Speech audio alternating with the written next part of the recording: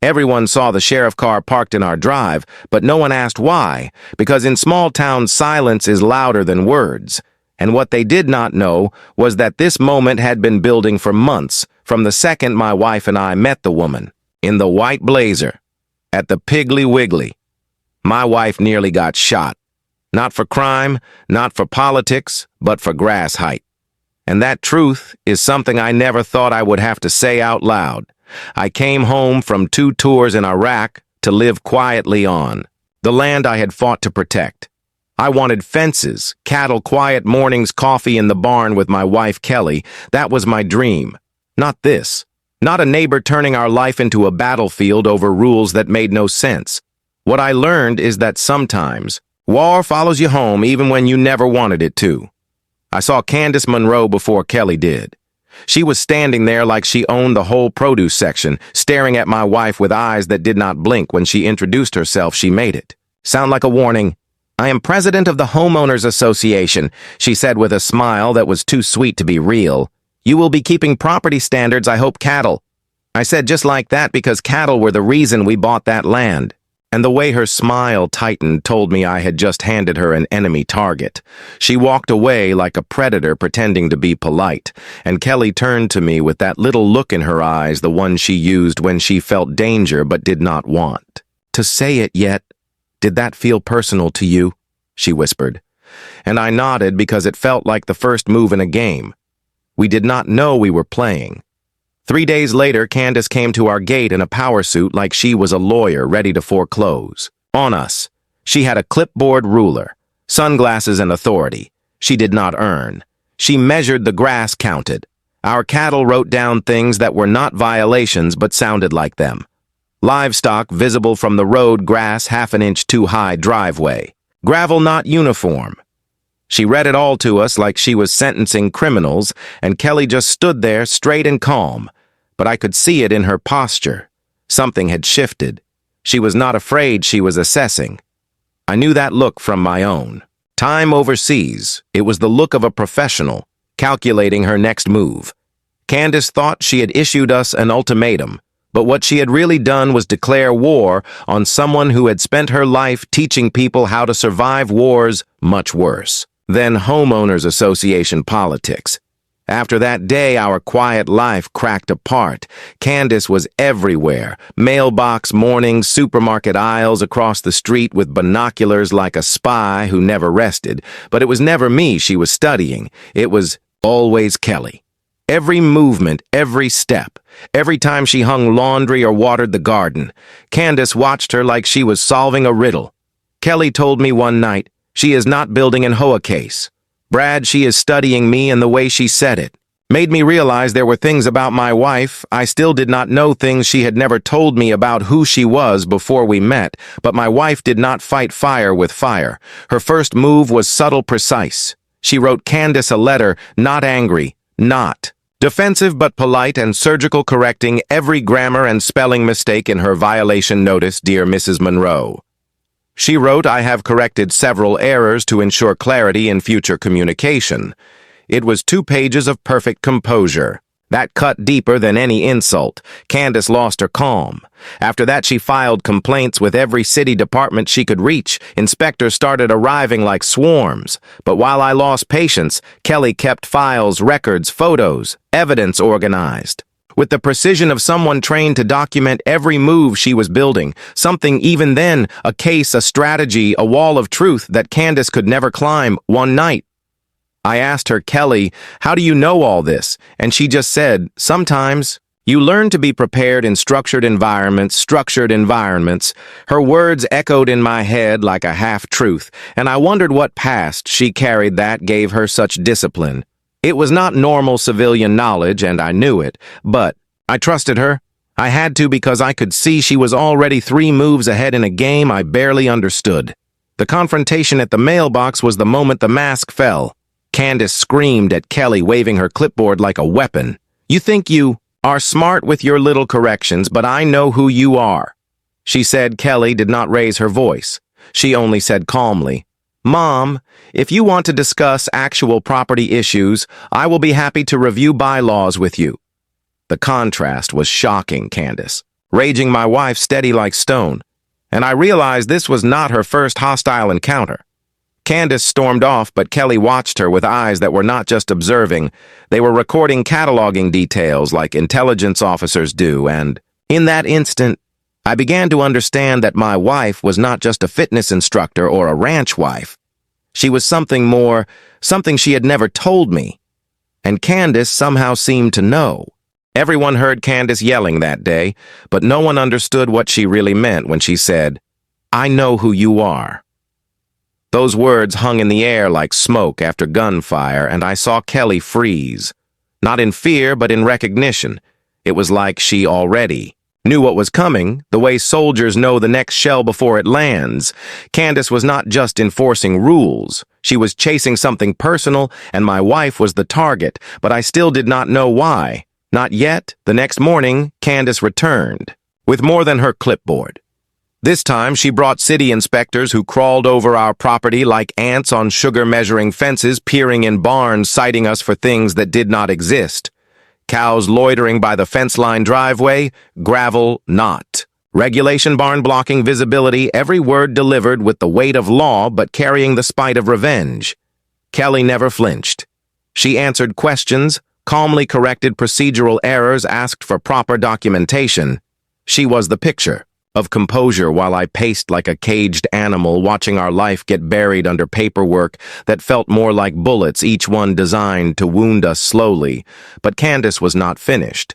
She started showing up in town halls, city offices, even the feed store. Her name was whispered in gossip trails and always connected to us. She dug into old records looking for anything. And one day those whispers turned sharp at the feed store. Two women talking about Candace, not knowing I was listening. They said she had been digging through archives about a training accident from years ago. A name was mentioned, Rachel Monroe, and my blood turned cold. Monroe, Candace Monroe Rachel. Her sister, I bought feed with shaking hands because deep down I knew that accident had something to do with my wife. When I got home, Kelly was at the table surrounded by documents, but in her hands was something different. An old newspaper clipping, and her face carried a weight I had never seen before. It was not fear, it was recognition and sorrow, Brad, she said slowly. I know why Candace hates me, and she turned the paper toward me. The headline leapt off the page. Local woman injured in Navy training exercise, the article small but brutal. A young woman, named Rachel Monroe, had been forced out of service after an accident 5 years ago, and the last line froze me. Instructor Kay Hayes declined to comment. Kelly Hayes, my wife, the woman I thought I knew. I looked at her and saw the truth unraveling before me. Kelly nodded, her voice low, steady, heavy with memory. Rachel broke safety rules. She almost got someone killed. I failed her. It cost her career, but it saved lives. She said it without pride, without shame, just fact, and suddenly Candace's obsession made sense. Her sister had lost her dream, and she blamed Kelly for it. Kelly carried that choice in silence for years, never telling me because it was not about glory. It was about survival, about making the impossible call that hurt one to protect. Many Candace had never forgiven her, and now revenge had grown like a weed, wrapping around our lives before I could speak. We heard gravel crunch outside Candace again, but not alone. This time, official cars followed her, and I felt dread coil in my stomach. Kelly walked to the window, calm, focused like a soldier preparing for an ambush. She knows, Kelly whispered. The question is how far she is willing to push, and as the officials marched onto our land with clipboards and cameras, I understood. Our quiet ranch was no longer home. It was a battlefield, and my wife was standing at the front line. The inspection was brutal. 3 hours of petty accusations, barn placement, cattle movement, vegetation control, as if cows could read rules. But Kelly never lost her tone. She corrected mistakes, requested copies, and pointed out jurisdiction gaps. Her knowledge unsettled them. I could see it in their faces. They expected a scared housewife. Instead, they found a woman who knew more about their procedures than they did. And every calm response, every precise correction made them uneasy. Candace thought she had won. But I saw the cracks, frustration mixed with her satisfaction because Kelly would not break and Candace needed her to break. That night I finally asked the question that had been burning Kelly. What exactly did you do in the Navy, and do not tell me training? I want the truth. She looked at me long and hard like she was weighing whether I could carry the truth she had carried alone. I was a Navy SEAL instructor.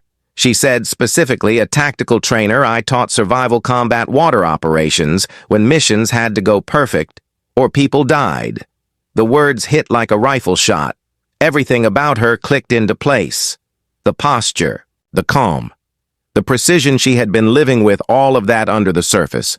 While I thought she was just a fitness coach on a ranch, Candace thought she was bullying a neighbor. But what she was really doing was provoking Ghost the trainer, who had built warriors and now had been forced to reveal herself to me and to the world. Everyone saw the patrol car rolling down our dirt road that night, but no one asked why. They just watched from porches with the kind of silence that means trouble is brewing. The call had gone out, a supposed domestic disturbance at our place, and I knew instantly who had made it. Candace, this was her next move, her escalation when rules and inspectors failed. She turned to law enforcement, and I felt dread in my chest because false reports can turn deadly fast. The car stopped, and Officer Rick Daniels stepped out mid-40s, heavy-set, a mustache that carried more authority than his badge. But the moment I saw his eyes scanning our property, I knew this was not a routine welfare check. His hand was already resting on his weapon, his stance defensive, his gaze sharp as he walked toward the door. Kelly answered, calm, polite, her voice wrapped in concern. Not fear, officer. I am not sure what you mean by disturbance. My husband and I have been home all evening. There have been no problems. But Daniels was not convinced. His eyes kept darting toward the barn where Kelly ran her small fitness studio, and I realized Candace had told him to expect weapons or training gear. Something dangerous that would justify suspicion. We walked him to the barn, Kelly narrating every step like a professional officer. We have fitness equipment, all legal, all standard. We also have cameras recording for insurance purposes and documentation available if you need it. Her tone was precise, calm even, helpful, but I could see the tension building in Daniels the more cooperative she was, the more unsettled he became when we stepped inside the barn. He froze, scanning weights, ropes, manuals, survival guides, all things Kelly had collected over years of training and fitness. But through the lens of Candace's story, they looked like evidence of something darker. His suspicion hardened. Mom, this looks like tactical training equipment. Are you conducting military training here? Kelly answered truthfully. I provide personal fitness training. Sir, everything here is standard, available to the public. But her calm delivery only deepened his paranoia. He saw competence as concealment and her knowledge as proof she was hiding something. Then it happened. Daniels noticed the shelf of manual survival combat swimming tactical response books left over from her Navy career. Something in his expression snapped. He ordered her to step back, hands visible, his voice sharp like a whip. Mom, step back from the equipment now. Keep your hands where I can see them. Kelly complied instantly, raising her hands, moving with practiced precision, but her calmness did not look like fear. It looked like training, and to Daniels that was worse. Officer, she said, my hands are visible. I am complying. Please explain what specific threat you are addressing. Her tone was rational, controlled, professional, but it rattled him further because she knew the protocols better than he did. His fear overpowered his judgment. He pulled his gun, pointing it directly at my wife. Time slowed, my heart hammered. I started to step forward, but Kelly shot me a look that froze me in place. She spoke steady, firm, authoritative. Officer, my hands are visible. I am not moving toward any equipment. You are in violation of standard de-escalation procedures. We want to help you correct this safely.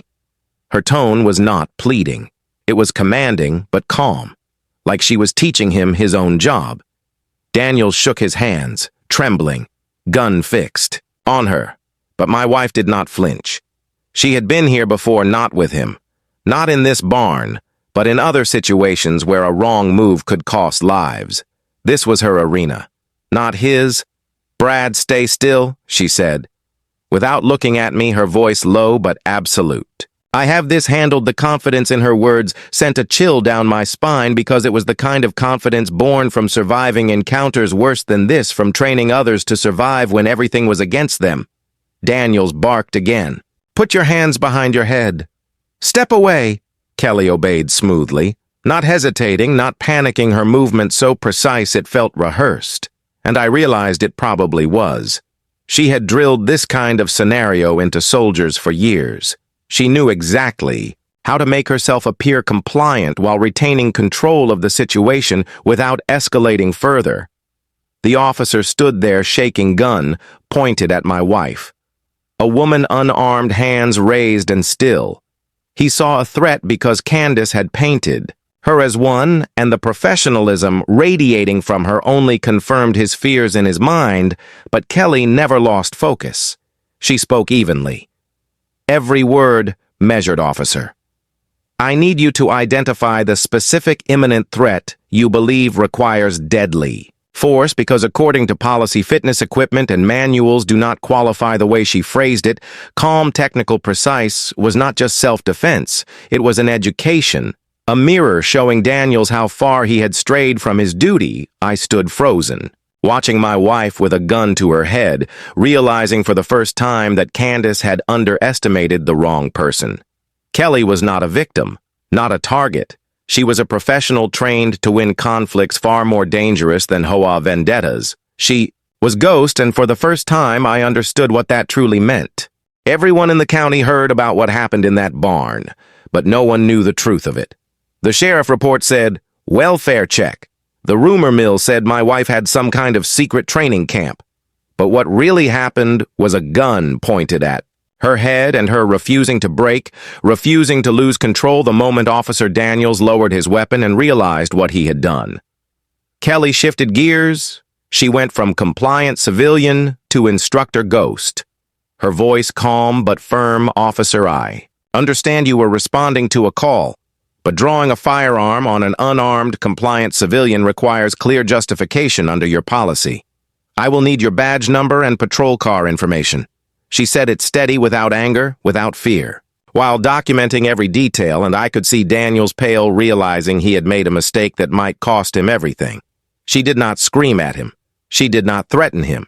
She treated it like training, walking him back through proper de-escalation. Procedures, helping him correct his own errors like he was one of her students. And the strangest thing was, he let her, because authority flows not from volume, but from certainty. And she had more certainty in her calm voice than he had in his badge. By the time he left our driveway, he looked broken, like a man who had just dodged a career-ending bullet. But Kelly had it all recorded, badge number, patrol time, sequence. The report was airtight, and I realized she had not just survived the moment. She had turned it into evidence against Candace, against anyone who thought they could use force to break.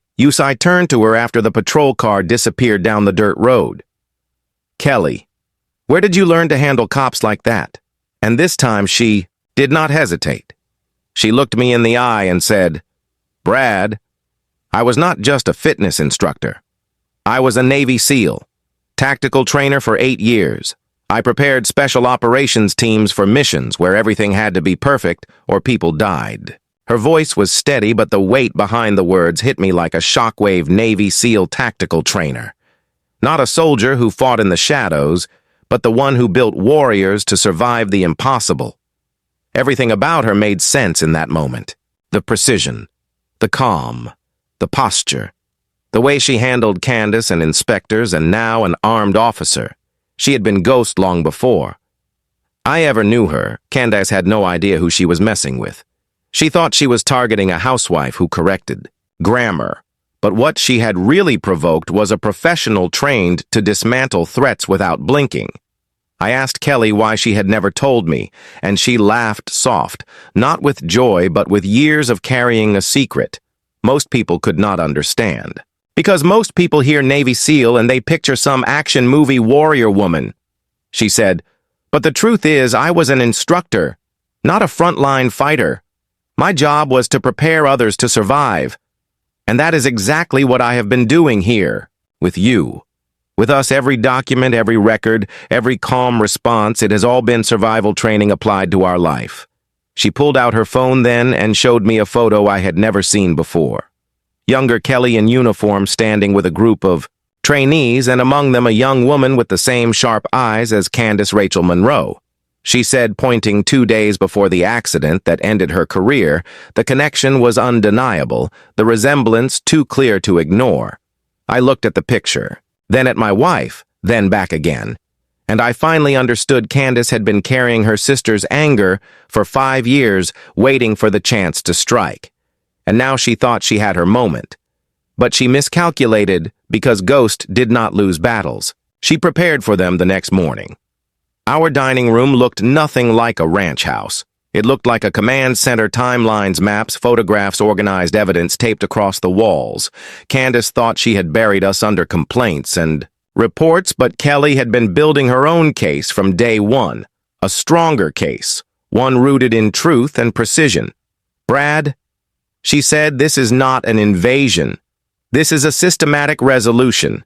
Candace has escalated through inspectors and law enforcement. Under false pretenses, that is a felony. Now I respond with appropriate force, I asked, and she smiled. Documentation, legal action, exposure. Candace thinks she is fighting a helpless ranch wife. Now she will meet Ghost. And in that moment, I believed her because Candace might have had the board, the inspectors, even a cop at her side. But my wife had truth, discipline, and training on hers, and those weapons cut deeper than any gun, any clipboard, any petty citation could ever reach. Candace had been building toward revenge. Kelly had been building toward justice. The collision was coming, and when it did, only one of them would still be standing. Everyone expected Candace to win when she filed that emergency restraining order. But no one knew my wife had been preparing for that exact moment since the first violation notice landed on our porch. Candace walked into that courthouse dressed like she was hosting a luncheon. Pearls and polished lies dripping from her smile. She was confident, certain that her story would bury us, and maybe it would have if Kelly had not been Ghost. If she had not spent weeks turning our dining room into a command center that looked more like a war room than a home. My wife walked into that courtroom carrying not fear but precision, a briefing package that looked like it belonged in the Pentagon, photographs, timelines, recordings, every detail documented. With surgical care, the judge listened as Candace spun her tale of harassment, stalking threats, her voice dripping with self-righteousness. And for a moment the room leaned her way. But then Kelly stood calm, steady voice carrying like it always does. When the truth is undeniable, she presented her timeline first.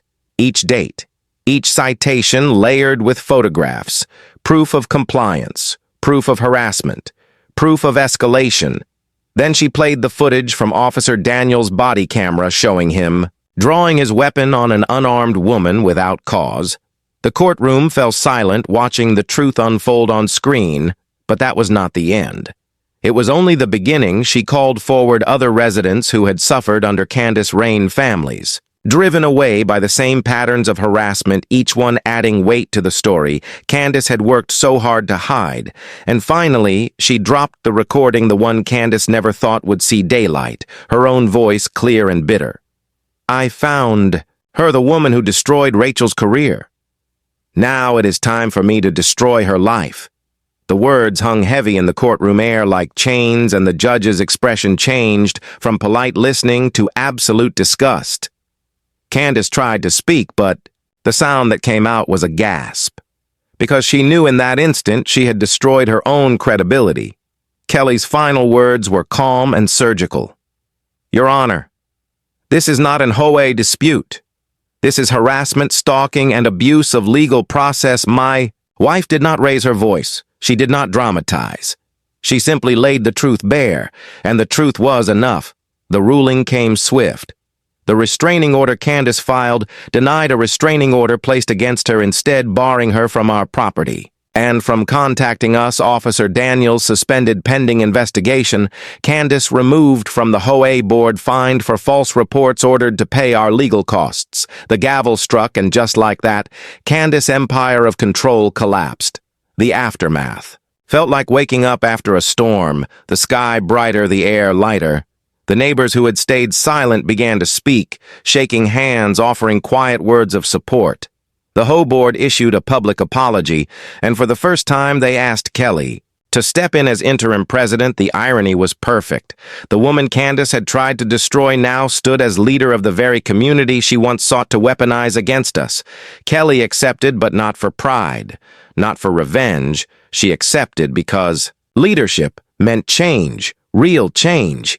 She rewrote rules, stripped out the arbitrary weapons Candace had used against residents, turned the HOA into what it should have been all along, a body that served, not rule. Candace tried to stay for a few weeks, but whispers followed her everywhere. Neighbors avoided her eyes. Her authority was gone, her power dismantled, and soon she and her husband packed up quietly, leaving Meadowbrook behind. No farewell, no allies, just silence, the kind of silence that falls when the mask is ripped away and people see the truth for the first time. Our life began to heal. The inspectors stopped the mailbox. Watchers disappeared. The gossip turned from hostility to respect. But the real change was in Kelly. For the first time since I met her, she no longer carried her past like a shadow. She began teaching openly, running classes in self-defense, tactical fitness, creating a support group for veterans in the area. People came to her not out of fear, but out of trust and gratitude. The same skills that had once haunted her now became gifts she shared freely with our neighbors. The barn that had almost been the scene of tragedy became a place of strength, laughter, and community. Sometimes I stand at the fence line watching her lead a group of women through drills, the sun setting behind them, and I think about how close we came to losing it all over grass height citations and spite. But what Candace never understood is that some battles are not fought with fists or weapons or paperwork. Some battles are won by refusing to break, by holding steady, by carrying truth with calm precision.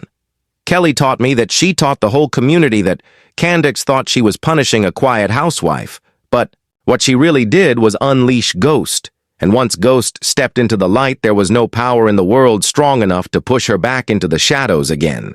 Everyone thought the story ended when Candace left town, but the truth is, stories like this do not end. They transform. What Candace tried to destroy became the foundation for something stronger, and it started the morning Kelly pinned her first. New set of community rules on the bulletin board outside the HOA office. Neighbors gathered, curious, cautious, not knowing what to expect. The rules were simple, clear, humane. No more grass height wars, no more livestock debates, no more weaponized fines. Instead, there were words about respect, about community, about working together. It felt like someone had finally lifted a weight off every shoulder. And for the first time, I saw people smile when they talked about the HOA instead of whispering in fear. But the change was not just in the papers, it was in the air. Kelly opened our barn not as a gym, but as a gathering place. The same space where an officer once pointed a gun at her head became a safe haven. She taught classes on self-defense, fitness, and discipline. People who had once kept to themselves came forward eager to learn, eager to be part of something bigger. Veterans, widows, teenagers, mothers. They all showed up, drawn by the calm certainty in her voice, the same certainty that had held steady when Candace tried to break her. One neighbor told me I never knew what kind of woman she was until I saw her teach. And I realized Candace had been right about one thing. My wife was not ordinary. She was extraordinary. I watched her lead drills, watched women who once felt powerless walk taller with every lesson, watched kids who had been bullied learn confidence and strength, and every time I saw that barn full of life, I thought about the path that brought us here, how harassment and spite had backfired so completely that it built the very thing Candace feared most, a united community that no longer bowed to control, but stood together free and unafraid. Yet even as peace settled over Meadowbrook, I knew Kelly carried more than she showed at night when the barn lights were off and the laughter faded. She would sit quietly with her files still organized, still precise as if part of her could never stop preparing. I asked her once why she kept it all, the documents, the timelines, the recordings, and she answered softly, because battles have a way of circling back and I would rather be ready than blind. Her words chilled me, but I understood them. War had followed both of us home, me from overseas, her from years of training, and neither of us could ever fully let it go still. There was healing in the small things, barbecues at the ranch, bonfires, neighbors laughing music. Where once there had been silence, the land that was supposed to be our retreat finally became what we had dreamed it would be, not because it was untouched by conflict, but because it had been tested and endured. People often asked me how we managed to survive the storm, how we kept from being crushed under Candace's campaign, and I always gave the same answer because my wife never stopped being who she was. She never let fear write the story. She never let anger control the ending. She simply stayed steady, and in doing so, she taught us all what strength really looks like. I began to realize something deeper. Candace had not just been a villain in our story, she had been a mirror. She forced Kelly to face the past. She had kept hidden. She forced her to own the name Ghost out loud in front of me, in front of the whole community. Candace tried to expose her as dangerous, but in doing so, she revealed her as a leader, as a teacher, as someone who had gifts this town desperately needed without Candace. We might have lived quietly, but never fully. And now the whole community had what we once kept to ourselves. Sometimes at night when the stars are out, I hear coyotes in the distance, and I remember my deployments, the silence before action, the weight of choices, and I think about Kelly facing her own battlefield in our front yard and winning without ever firing a shot. It makes me believe something I never thought I would say. After all I saw overseas, sometimes the greatest warriors are not the ones who fight with weapons, but the ones who stand unbroken when the world tries to crush them. And the lesson she carried out of all this is one I hold on to with both hands. Sometimes survival is not enough. Sometimes you are called to build something stronger out of the ruins. And that is what she did. She built us a life, not untouched by scars, but defined by them. Scars that became strength, scars that became community scars that told every person in Meadowbrook that they were not alone, and that together they were stronger than fear, stronger than control, stronger than any clipboard president could ever hope to be. Everyone believed the danger was gone when Candace moved away. But the truth is, danger leaves echoes, and sometimes those echoes are louder than the storm itself. Neighbors still glanced over shoulders when strange cars passed the ranch, whispers still circled about the courtroom, about the gun in the barn, about the woman who once trained SEALs and now taught yoga and self-defense by the fence line. But the difference now was trust. They trusted her. They trusted us. The fear that Candace planted had been uprooted and replaced with something solid, but it came with responsibility, the kind that never really end. Skelly carried it with quiet grace, but I could see the weight in her shoulders each time she opened the barn doors for another class. She taught discipline, not just movement. She taught awareness, the ability to read a room, to sense danger before it arrived. And I watched her students change week by week. The timid grew bold. The broken found balance, the angry learned focus. It was not just exercise. It was survival disguised as fitness, and it was healing people in ways they never expected. One teenager told me after class, "I feel safe for the first time in my life." And I realized my wife had given her more than a workout. She had given her armor. The HOA board came knocking again, but this time with gratitude. Not demands. They asked Kelly to stay on permanently as president because the community was no longer fracturing. It was thriving. She accepted, but with conditions. No arbitrary power, no hidden clauses, transparency and fairness, or nothing at all. And they agreed because they had seen what happened when power fell into the wrong hands. They had learned the hard way, and they did not want history to repeat itself. Under her leadership, fines turned into mediation rules, turned into guidelines instead of weapons. The board became what it was meant to be, a council, not a court, and people finally began to believe in it again, still at night, when the porch was quiet. I sometimes asked myself, what if Candace had won?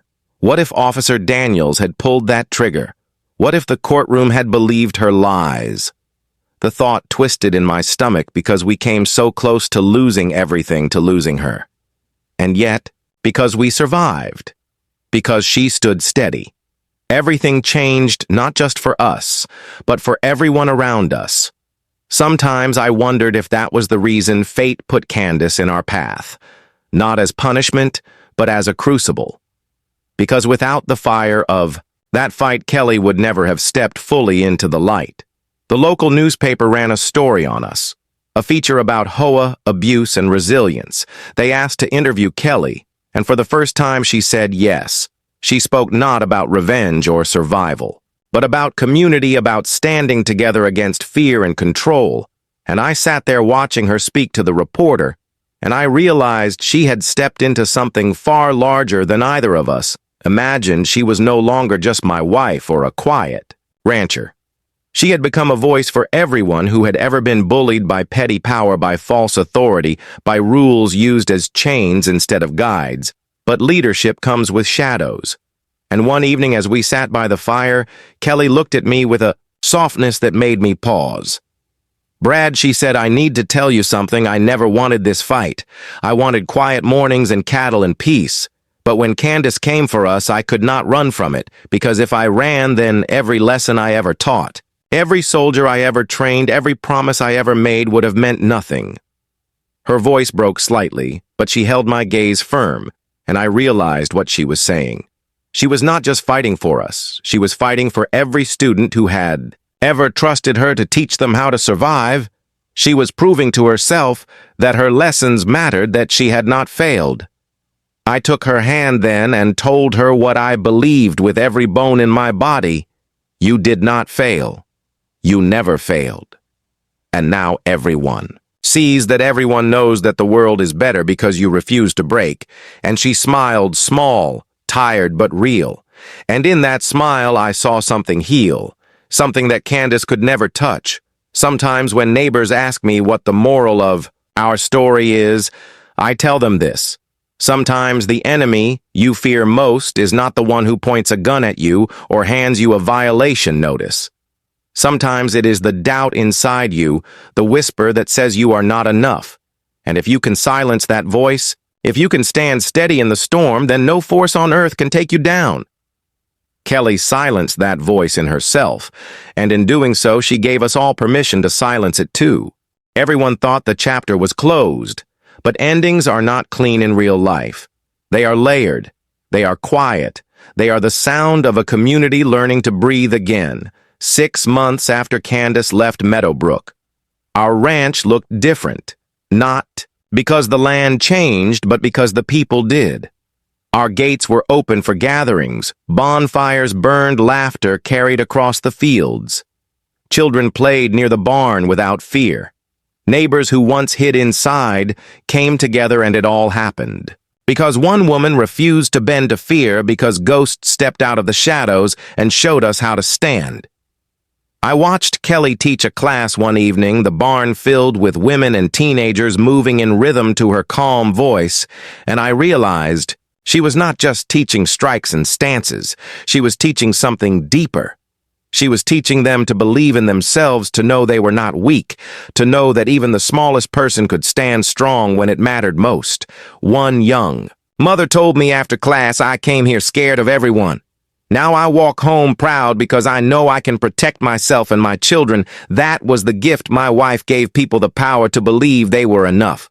The whole board that once feared Candace now looked to Kelly for guidance. She rebuilt it into something real, decisions made in daylight, not behind closed doors, no more petty rules, no more hidden weapons, just community working as it should.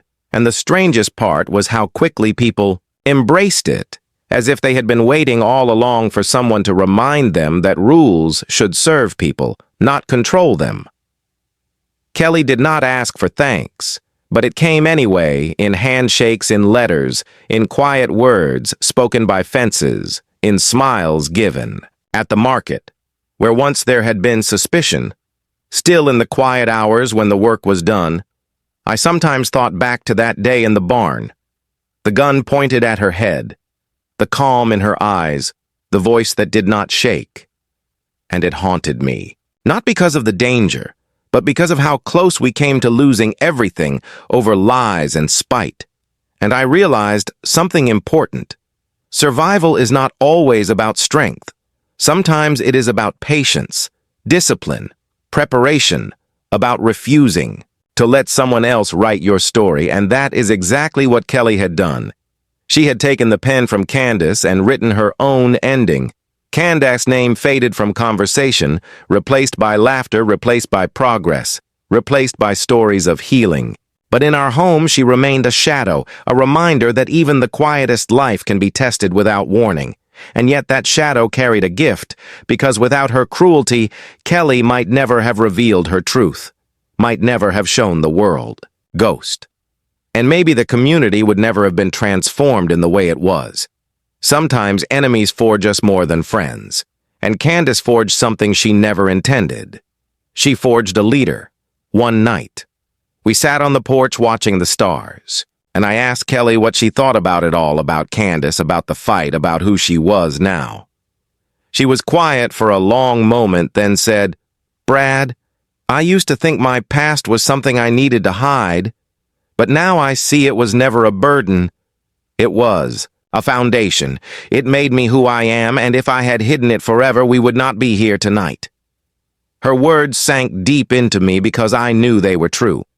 Sometimes we are ashamed of our scars, but the truth is, scars are proof we survived. Scars are proof we are still here. The local news called her a hero. The community called her a leader. I simply called her my wife. And every time I saw her smile at the people she helped, I felt a surge of gratitude, not just for her survival, but for the way she turned pain into purpose.